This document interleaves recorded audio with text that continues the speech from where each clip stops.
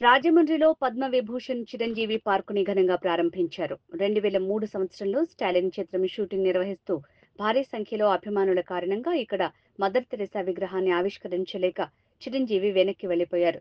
తాజాగా ₹1,25,00,000 పార్కుని అభివృద్ధి చేశారు. మన్యం వీరుడు అల్లూరి సీతారామరాజుతో పాటు బ్రిటిషర్లతో సమరంలో పాల్గొన్న యోధుల విగ్రహాలను ఏర్పాటు చేశారు. ఎమ్మెల్యే ఆదిరెడ్డి వాసు, ఎమ్మెల్సీ సోము వీర్రాజు, కూటమి నాయకులు చిరంజీవి పార్కు ప్రారంభోత్సవంలో పాల్గొన్నారు. అల్లూరి సీతారామరాజు గారి యొక్క విగ్రహంతో పాటు వారితో ఆవేళ అడవిలో వారికి సహకరిస్తూ వారితోని యుద్ధం చేయాలి బ్రిటిష్ వారి మీద అనే ఒక సంకల్పం.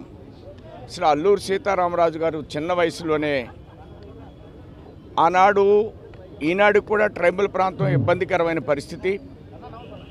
ఆ రోజుల్లో వారు ఆ ప్రాంతాన్ని ఎంపిక చేసుకోవడం, స్వతంత్ర పోరాటం కోసం అనేక మంది పోరాటం చేశారు భారతదేశంలో.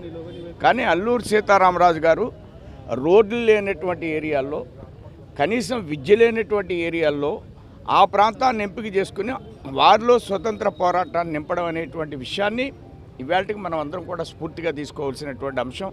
వారితో పాటు వారి అనుచరుల యొక్క విగ్రహాలను ఎంతో చక్కగా మనందరికీ కూడా ఒక ఆహ్లాదకర వాతావరణంలో దీన్ని నిర్మించడం ఉదాహం. అదేవిధంగా కార్పొరేషన్తో పాటు రుడా చైర్మన్ గారు కూడా దీన్ని సహకరించడం, ఈవేళ చిరంజీవి గారి అభిమానులు అలానే క్షత్రియ పరిషత్తుకి సంబంధించిన పెద్దలు అందరూ అనేక మంది రావడం, ఈ కార్యక్రమంలో 3 పార్టీల యొక్క కూటమి సభ్యులు పాల్గొనడం, చక్కటి వాతావరణంలో ఆహ్లాదకరమైనటువంటి విగ్రహాలు చూస్తున్నప్పుడు మనసుకి ఎంతో చక్కటి ఆనందం కలిగించే రీతిలో ఏర్పాటు చేసినటువంటి మన ఎమ్మెల్యే గారు అలానే చిరంజీవి గారి యొక్క అభిమానులు రుడా వారందరూ కూడా ధన్యవాదాలు తెలియజేస్తున్నాను.